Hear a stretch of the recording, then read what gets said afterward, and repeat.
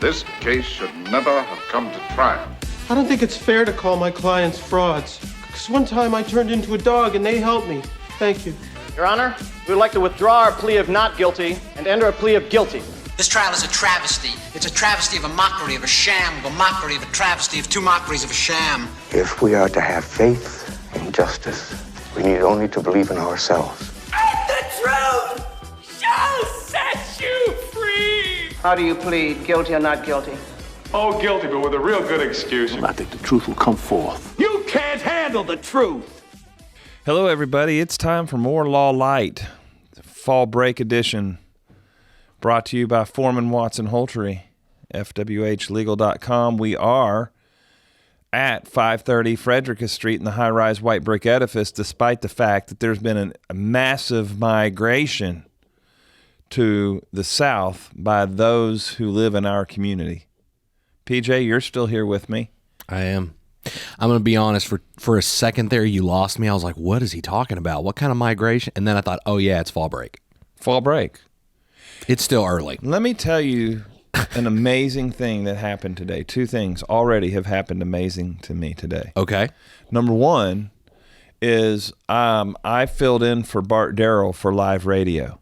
Okay? So he needed to be at the Kentucky State High School Golf Championship that's being held in Bowling Green because we're a title sponsor for that. Okay, sounds important. Yeah, so he has to be out there and hobnob.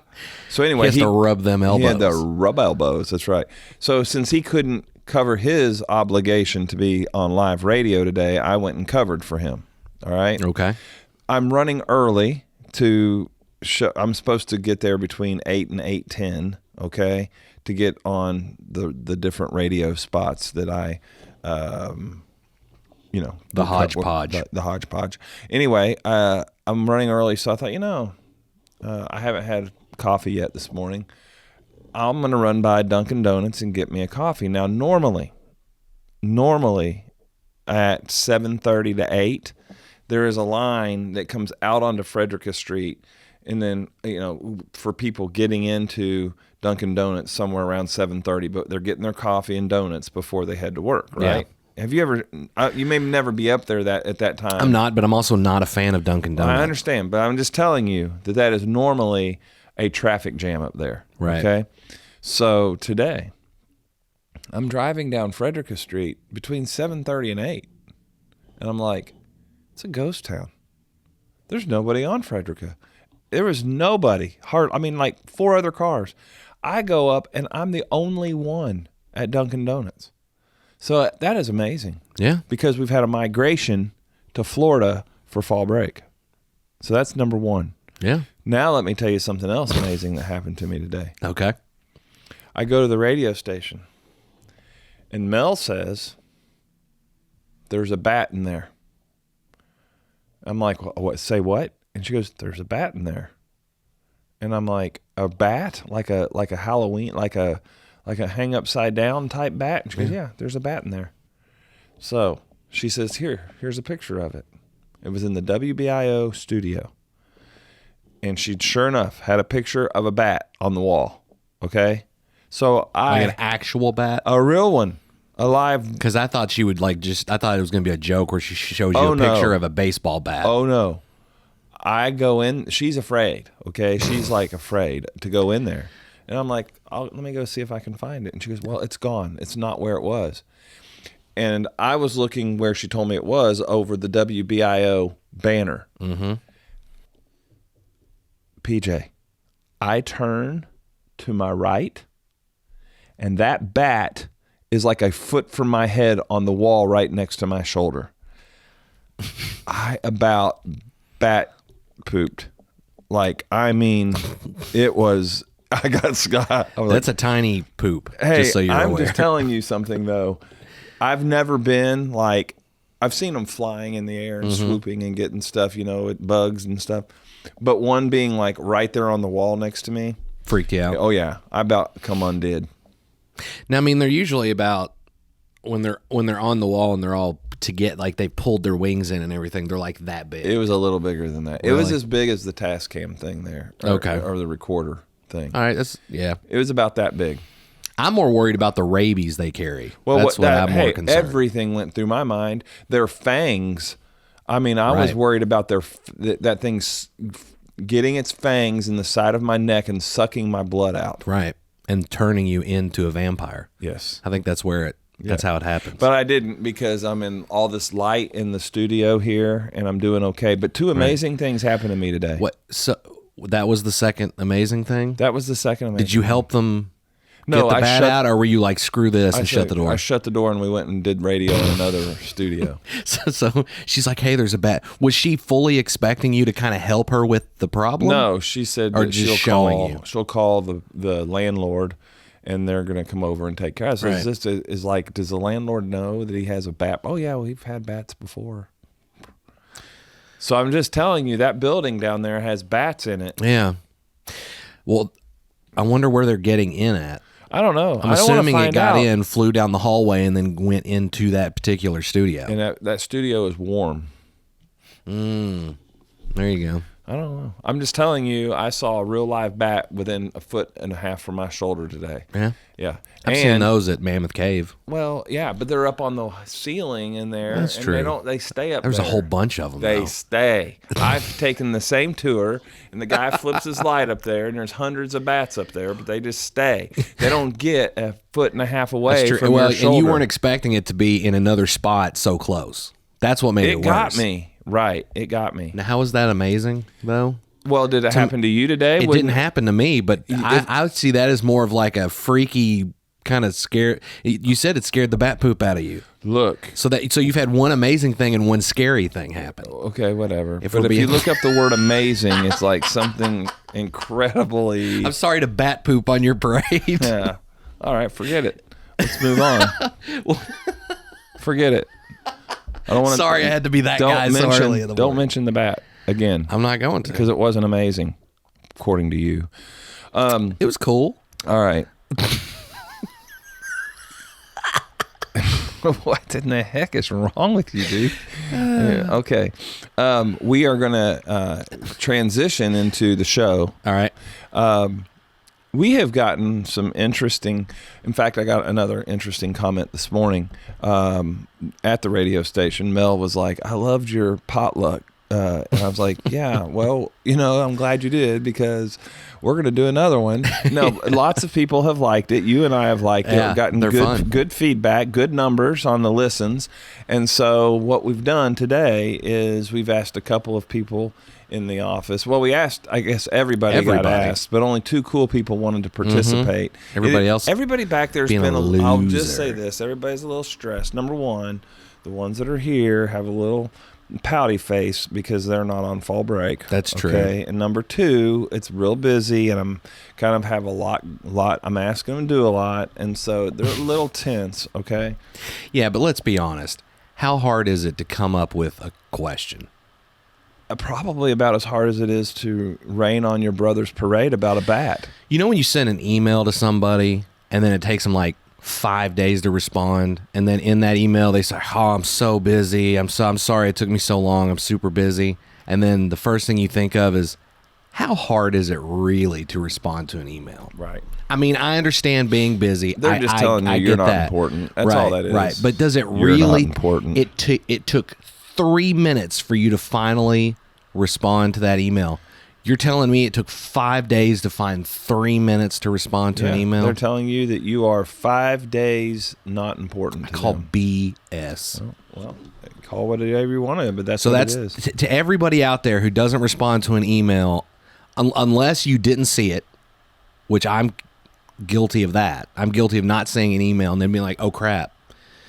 But even then, it doesn't take 5 days to see an email. Right. Well, you never see it if you never saw it. Well, eventually you see it. Okay. Maybe. And then you're one of those people that took 5 days to do a 3-minute response to an Yes, email. but at least it wasn't I was too busy. It was I didn't maybe see your that's what it email. is, and you're casting judgment on all people. Right. And then equally, someone could go, "Well, how do you not see an email?" Yeah. And to those That's people, what- I say, It happens to the mind your best own- of us, mind your own including business. PJ. All right, listen. So we've got 2 participants, 2 cool people in the office. That's right. Katie and Vincent decided that we needed some topics. This is the last one, okay? Because this is very stressful. You don't know what you're getting into here. Yeah, this is a dangerous. This is a dangerous scenario. potluck. It 10 may be. times We should over. maybe call this pot unlucky, pot unluck. Mm-hmm. You know, I don't know. Okay, so do you want to scramble them up, or you want me to scramble? I've already them up? scrambled them up. Oh, you scrambled them up. He put them in the bowl, and then I mixed them all Okay. up. All right, so I'll open the first one. Okay. Okay.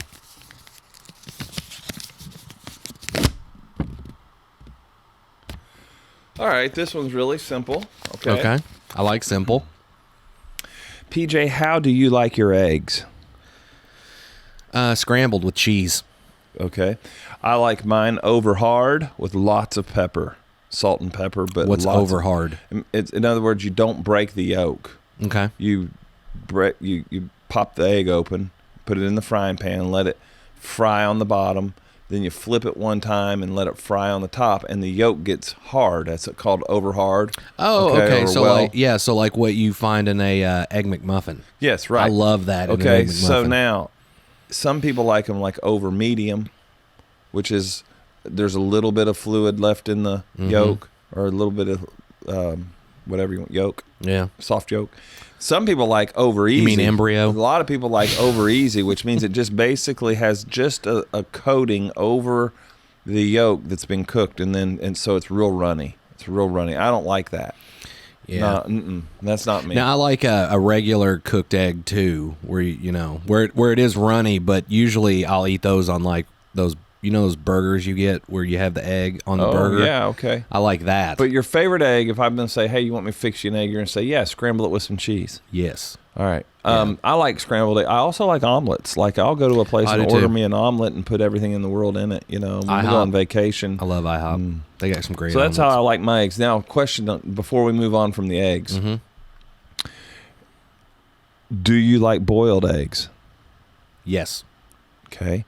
Can you eat just a boiled egg, or does it have to be like a deviled egg where they take the yolks and mix it up with some spices and put it back in? I'll do both. Yeah, I call those picnic eggs Yeah. or church eggs. I like both. I get these protein packs that I've been eating that's got like turkey jerky and then a strip of cheese, and then it'll come with a hard boiled egg. Oh yeah, and these little like salt and pepper packets. I don't. Now that's what's weird is with a boiled egg, I like the yolk.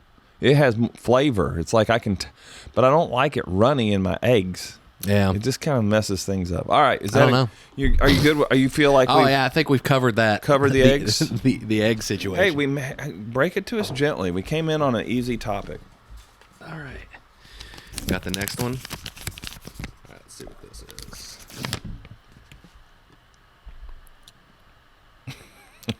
is. I mean, it's easy, I guess. It's kind of bland. It's a bland question. Sorry, Vincent. What is the best thing about Kentucky? Oh, okay. Wow. Well, there's a lot of things about Kentucky I like. Do you like Kentucky? Do you like Kentucky, PJ? I don't hate Kentucky. Okay. What's the best thing about Kentucky? Well, I guess you'd think it would be an easy question. I really don't know. I guess I really haven't thought much about it. I mean, what I like most about Owensboro is that I can get from one side to the other in 10 to 15 minutes without a ton of traffic. And even when the traffic's bad, it's not bad. But you are going off topic. Right. We're talking about Kentucky as a whole, as a state, I don't know what I would say the best thing about. I mean, there's things about Kentucky I like. I like the scenery. There's a lot of cool nature trails. There's like I said earlier, Mammoth Cave. There's several cave systems that are really cool that you can go into. I don't know. Well, here's some things about Kentucky that I like. Bourbon, horse racing, basketball. But what I like most about Kentucky is that we still have 4 seasons. We don't live in a place where you don't get to experience all 4 seasons. Yeah. And I've lived in places that you don't really get 4 seasons. Right. Okay. Well, I was in Florida, and I know what you're talking Yeah, about. I like having those. I like having a cold snap, and But by the time summer comes, I'm ready for some warm weather to hit the Kentucky lakes. Yeah. You know, Kentucky's a nice state. Number one is we don't have a population problem. I mean, even our big cities aren't that bad. Right. You know, it's easy to get around in Kentucky because we have some interstate, plus we also have a system of parkways, and none of those. Well, maybe in eastern Kentucky there's still a few toll roads, but I mean, you can pretty much move about our state.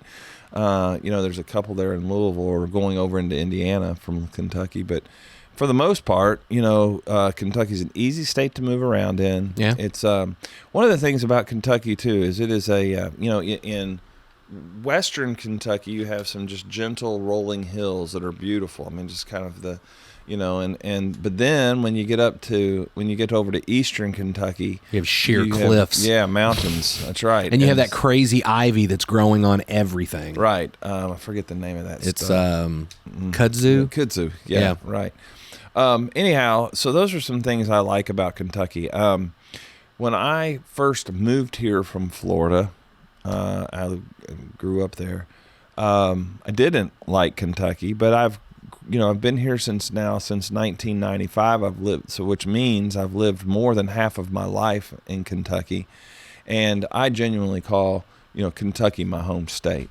So those are some things I like about Kentucky. Yeah, I mean, needless to say, I'll probably never be a spokesperson for the Kentucky tourism. I can tell, but I could tell that from your answer. You were like, I've lived here my whole life, except for this small stint in Florida. I've been to a lot of other places. But I mean, I will agree with you. Like, one of the things that I like most about being here is that, like you said, while the population centers still have a decent amount of people, it's not a crazy overabundance of people where it's your elbow to elbow and it's everything. Now, we don't have a Subway. We don't, right. I mean, we have Subway sandwiches. True. We do. We have a Penn Station. That's another, if you like Subways, if you like sub sandwiches. Now, I've been to Louisville. I've been to Lexington. Those are nice cities. There's a lot of people, and here's one thing I've noticed between those two cities and going to other bigger cities as well. Like when I went to Pittsburgh, you can walk around downtown Louisville, you can walk around downtown Lexington, and like you'll see homeless people and stuff like that, but it doesn't smell. You know what I mean? Right. It doesn't smell like the sewer is backed up.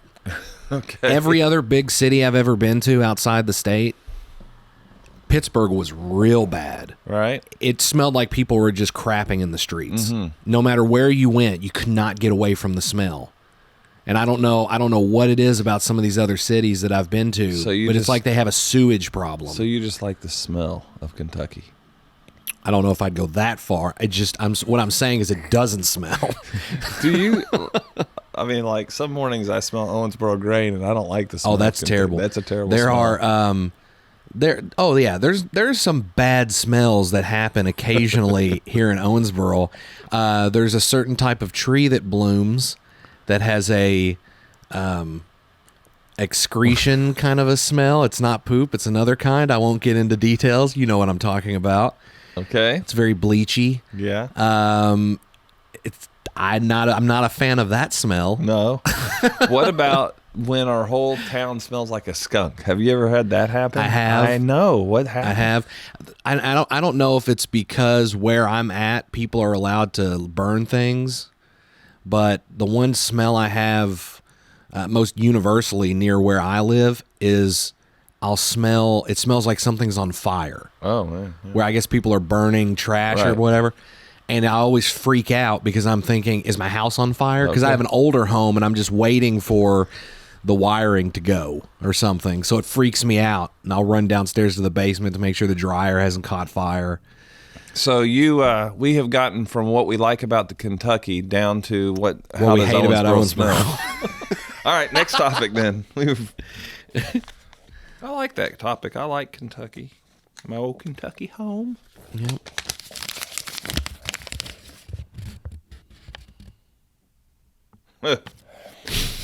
What was your biggest open mouth insert foot moment of your life? Open mouth, insert foot. Oh. I mean, I've got several because I have no filter, and I've gotten better over the years. I don't know if I really could. I'm sure I've had some, but I've had nothing that really just like stands out as my worst. Now I can share a story about my mother that is the classic open mouth insert foot moment. I'll share this one while you think of yours, okay? Okay. And so this doesn't directly answer, but it's as close as I can get to answering the question. My mom, when we moved to Louisville, decided to go back to school, and while she went back to school, she was working at an office supply company called Central Office Supply in Louisville. And my mom was filling an order for a guy who had come in, and so they kept like the pens and pencils and stuff behind the counter, and people would say, well, I want 2 boxes of number 2 pencils or whatever, and you put them up there. Well, he had asked for some stuff, and it was kind of loose stuff, and she's kind of trying to put it all together, and I think it was like a box of paper clips opened up and went across the thing, and she goes, gosh, look at me, I'm all thumbs today. And she looked down, and the man was missing both of his thumbs. The guy that was waiting for her to fill his order, literally, she goes, oh man, look at me, I'm all thumbs today. Like that's a saying for being, clumsy. Right. And then she looks, and this man is missing his thumbs.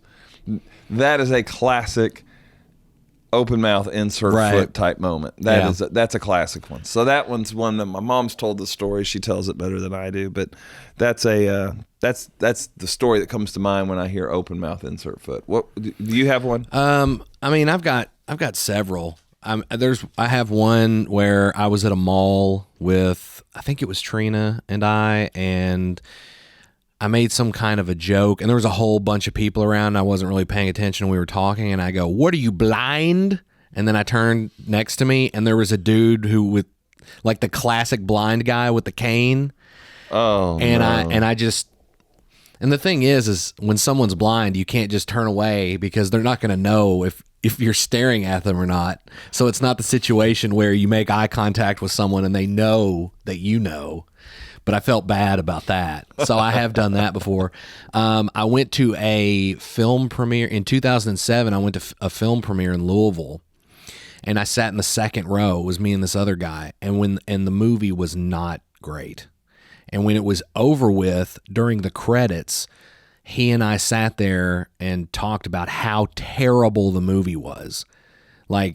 And I mean, I was being very critical about it. And when the movie ended, the MC got up and was like, all right, now let's bring up the director and the stars from the film. And they were all sitting directly in front of us. The director and the 2 main characters were literally in the 3 seats right directly in front of us. So and we weren't being very quiet either. So the whole time through the credits, we're sitting there bashing the movie. And what's funny is the guy, the hero, the main character, he's an actor who I'm friends with now. And I don't know if he would even remember it if I asked him about it. But I went up to him after the premiere and was like, hey man, I just wanted to say I thought you were the best thing about the movie. You did a great job, because he did do a good job. He wasn't what I was trash talking. It was like a lot of technical issues and things like that. So I stuck my foot in my mouth then. I do it a lot. Sometimes I don't mean, and most of the time it's I'm not meaning to do it. Yeah. Which I think most people don't mean to do it. Let me say something that I am embarrassed about. Right. You don't. Yeah. I can't say I'm embarrassed about it. I have very little shame. I've learned. I have learned. Let's go on to the next topic. Next one? Moving along. Okay. Potluck. Let's see what this one is.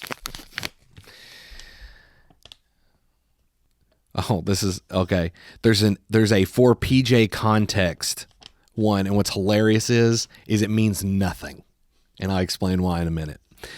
In the proposed American Families Plan, there will be a lot more deposits reported to the IRS. Will this make people trust banks less and hurt the economy? That's the question. For context, for me, it says the bank scene in It's a Wonderful Life. Twist, I still haven't seen It's a Wonderful Life. So that just creates no context. The only thing I know about It's a Wonderful Life is, hello, movie house. Okay. What is the question again? Yeah, it's a real serious one. In the proposed American Families Plan, which I know nothing about, there will be a lot more deposits reported to the IRS. Will this make people trust banks less and hurt the economy? I don't know much about this. I got a notice from my bank about 2 weeks ago or maybe 3 weeks ago, and they were talking about the fact that they were going to have to report a lot more activity to the government, and that if it went through, it could disrupt service because now they have all this more. It could increase administrative fees because they have to have people that will be able to satisfy the government's reporting requirement. It just sounds like a whole bunch of more red tape to me. Right. So I don't, I guess this would be a guess. This would be mere speculation. So if somebody's listening to this and they're going to use Travis Hultry on the Americans, what's the name of this act anyway? American Families Plan? Yeah, it doesn't, that's a weird, right? Yeah. Why would they name it that? But anyhow, because it sounds maybe like a there's good other thing. stuff in the family plan other than this, and this is something they've tagged on. I don't know, but if the part of it that it is this increased reporting by banks, my bank has sent me something asking me to oppose it. Of course, that's the bank asking me to oppose it. So I don't know enough to say whether or not we should oppose it or if there's parts of it that are good or not. So because it sounds like something that could be serious and I don't know anything about it, I don't want to venture any more than to say I did get a notice from my bank and they want me to oppose it. But beyond that, I have not read about it. Yeah. I don't know anything about this, and I'm terrible at math. Will it make people trust banks less? Probably, because a lot of people seem to distrust banks already. And will it hurt the economy? I don't know. Yeah, I don't know. I mean, I guess if people don't trust banks and they don't put their money into investments where, that banks are brokering, it could hurt. I use a bank. But we'll see. We'll find out, I guess, is the answer to that question. Next question. Let's move on. Yep. Whew, that was a serious one. Phew. I'm sure that was Katie's. That was definitely a Katie question. Katie. Because Vincent is like, how green are trees? Those are a Vincent question. Oh, here's a Katie question. Oh, here we go. What is your favorite Halloween costume ever and Halloween candy? Just make sure it's not something that was blackface. My favorite, close. No. My favorite Halloween costume is the most. It's the most simple. It's the most simple. Okay. Ever, but it gets me every time. It's a person that takes black makeup and gives themselves a black eye, and then they put a P on their shirt, and they are a black-eyed pea. Oh my God. That's pretty funny. It is the that easiest. Is funny. So here's the thing about it. If you ever get invited to go to a costume party, I'm not a big costume guy. I don't like getting in the costumes. I think, and then people go and spend all this money at the costume place, your party place, and for a party I'm like, I just don't like it. I like being comfortable in my clothes. I don't like having to carry some prop around with me. It's just not me. Okay. So if you get invited to a costume party, dude, you get a white T-shirt and a black magic marker and put a big P on it and then color your eye black and you have a costume and a clever one at that. That's true. Best costume ever, black-eyed pea. The one that I've always thought was really clever, and it was from The Office. It was their first Halloween episode, and Dwight asks what Jim is supposed to be, and he's got that white shirt on, and he has the 3 circular black pieces of construction paper in a line attached to his shirt, and he says, "I'm 3-hole punch Jim." And I thought that was so funny, and I always thought, literally for the price of a single sheet of construction paper, you have a Halloween costume. That's right. See, it's simple. And what is funny though is when I was younger, what me and my best friend Cole, what we would do is we would get 4 Halloween costumes and we'd lay them out, and then we would put 2 of them on, go around the neighborhood, come back, swap it out, and we would go back out in different costumes, and then we'd come back and we'd switch them out. So we never had the same 2 costumes together. Now, eventually you get to a point where you can't. No, the combinations. There's all the combinations are used, but we would do that, and that's how we got just a treasure trove of candy, and that's why I was able to. Now you know how I was able to maintain my girlish figure. There you go. That's pretty clever. Some things I've gone as a kid. I remember me and 3 buddies in the neighborhood all dressed up as Kiss. The band Kiss. So we all 4 went out together as Kiss. I have dressed up, I think, as an M&M. But not Marshall Mathers. No, not Marshall Mathers. But not M&M, but M and M. I can't really think of much else. I think I one time went to a Top Gun party and dressed up like a pilot or something, but other than that, it's not. I'm not a big Halloween guy. I do like the candy. My favorite candy is anything sour, not hard candy that right, but like sweet tarts, sprees. Are you putting this out there in the stratosphere in the hopes that someone who listens will send us a box full of sour candy? Right. Sour Patch Kids. Yeah. See, growing up, I was always like a zombie or a vampire. It was always something real simple. Mm-hmm. And then the only time I've ever done like an elaborate costume was in my early 20s. I was hooked on the show 24. So I made a CTU, that's the counterterrorism unit. So I made a CTU uniform with badges and the jacket. Oh, no! I had to have a shirt and jacket made specially for me and Trina did it together. And yeah, so that was the only time I ever did one. That was your most. That was the most elaborate one. Yeah, but normally it was something real simple. All right, here's what we're gonna do. It looks like we have 1, 2. We have. All right, so we're going to do one more discussion, and then we're going to do the fast round. All right. Okay? Oh, you handed it to me. Let's see what it is.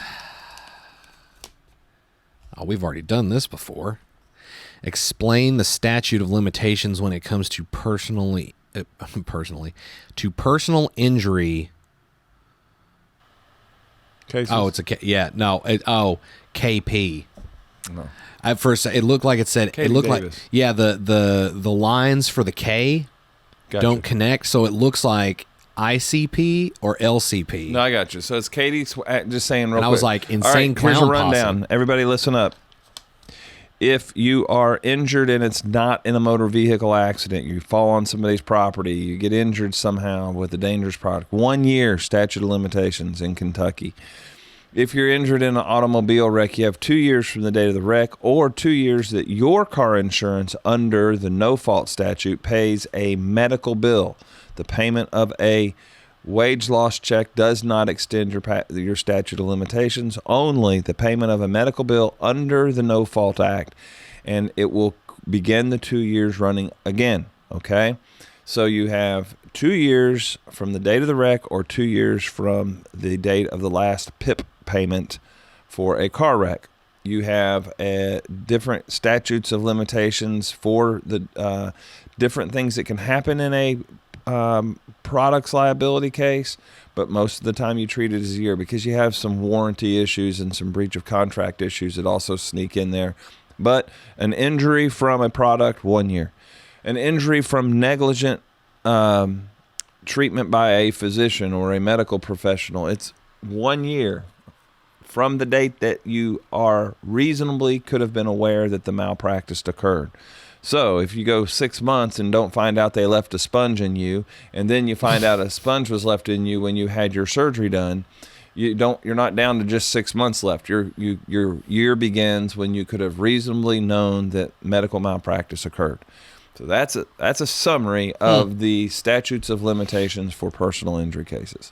What's the statute of limitations if your neighbor's like cleaning their gun and it accidentally discharges and shoots you in the leg? 1 year. Okay. 1 year. I mean, this didn't happen to me. I was just curious. 1 year. All right. 1 year. Okay. So this is the lightning round? This is the lightning round. I'll take 2. You take 2. All right. All right. And I'll start. You ready? Yep. On your mark. Get set. Go. Charity or cause that you are most passionate about and why they should contact Vincent to do a video. That's yeah. Help aid the homeless. New Beginnings is one that I had a lot of dealings with. Okay, so New Beginnings. New Beginnings. Help aid the homeless. Those are mine. Right. Go ahead, next. Mayo, Miracle Whip, or neither. If Mayo, what brand? I am not a mayonnaise guy. What? No. I could eat mayonnaise out of the jar with a spoon. But if we have to use it for tuna salad, chicken salad, those kinds of things, I would go with real mayonnaise. Real mayonnaise. And I don't Who know. makes Hellman's. Okay, that's what Hellman's. It's the only brand I know. All right, I'm gonna go with I will eat Miracle Whip if I don't have a choice. But if I have a choice between the two, I'm gonna go with Mayo, and I typically go with the Kraft. Kraft. Okay. But I do like Hellman's too. Okay. Well, I probably would like Kraft too in my tuna or chicken salad. But I'm like on a sandwich. Like if I have a turkey and cheese sandwich, mustard. If I have a bologna sandwich, mustard. I guess I'll put a little bit on a BLT, but I'm not much. I like the. Yeah. I'm not a mayonnaise guy. Man. I will slather my sandwiches in mayonnaise. It's delicious. Okay, PJ. Should the Supreme Court appointments be for life? No. Okay. Travis says no as well. I don't think anybody should be in power for life. Right. Because if you get in power because you're You do what voted you in want. power, You do what you and do. then you suck, you need to go. Right. That's right. Agreed. No. Next question. Last one. What fictional character are you most like? Boy, I don't know. I actually asked this question to I asked that same exact question to John Bennett in his Off the Record episode. But if you were to ask me what his answer was, I couldn't tell you. What fictional character are you most like? Now probably Chris Farley without the falling down. But I used to do a lot of like real loud and obnoxious. I don't know. Maybe not Chris Farley. Chris Farley was at one time I was a lot like Chris Farley because I was always I don't consider myself the stupid fat guy, but I made myself to be the stupid fat guy to get laughs all the time. I think now I'm probably more like Hawkeye Pierce. Okay. Without the medical training, because I have a really difficult time not making jokes. Like even in the most serious of situations, I feel this need to bring levity, even if it's inappropriate to some people's taste. And even though you're going to open up your mouth and insert your foot. Exactly. Right. But it's like that's how I cope with things. You've told me you cope with that. Yeah. That's how you've gotten out of fights and all kinds of stuff. Yeah, so I always use humor. So I would say Hawkeye, which is Alan Alda's character from MASH, for those of you who may not know. But I would say... I kind of think, if I was answering this question, I'm kind of like Michael from The Office. Sometimes, yes. Yeah. But you're a lot less inept. Well, thank you. He makes you think he's inept. He's probably got a lot of skill. I don't know. You're saying I run this place better than he runs Dunder Mifflin? Yes, because he makes choices that are ridiculous or not well informed or he's not well informed when he makes these decisions, and it just happens to work out, and it makes him a good boss by accident. Whereas your decision making, you're doing it on purpose, so you know it's going to work out 9 times out of 10. I would say. I got you. Well, that's a compliment. But so I try to. You're keep a good boss on purpose. Guessing around here, like some of the stuff that I say and do, just to kind of keep them. Yeah. Now, in those regards, yes. Like some of the goofy, like the way you act and stuff, when you'll just come out of the office or out of your office. Yes. Right. Okay. So yeah, a mix. Yeah. All right. Well, these have been some interesting topics, some educational, some that we had no clue on. The American Family Bankers Act, whatever that thing American was. Families Plan, close enough. We'll have to, you know what, and I don't know. I don't know who came up with that. American Family Plan is going to be the topic of our entire next episode. Jeez, that sounds like it's going to be a lot of fun. Well, the question was so good they didn't even write down whose question it was. Right. So we don't know if it was Katie or Vincent. Katie and Vincent, thank you for playing. Yes. This has been a fun episode. We've had a few laughs, some information. We've learned a lot about each other, and we appreciate the input. This has been more Done Lite, brought to you by PJ and Travis at fwhlegal.com at 530 Frederica Street at the high-rise white brick edifice. If you want to learn more about the firm, don't know why you would after an episode like this one. Yeah. Oh, and for those of you who maybe are like, why did he laugh so hard? He did this weird finger gun thing. Gotcha. So he's right. He is Michael Scott. Where was I on our exit? I think we're in the high-rise white brick edifice. Until next time, have a wonderful day. This case should never have come to trial. I don't think it's fair to call my clients frauds. Because one time I turned into a dog and they helped me. Thank you.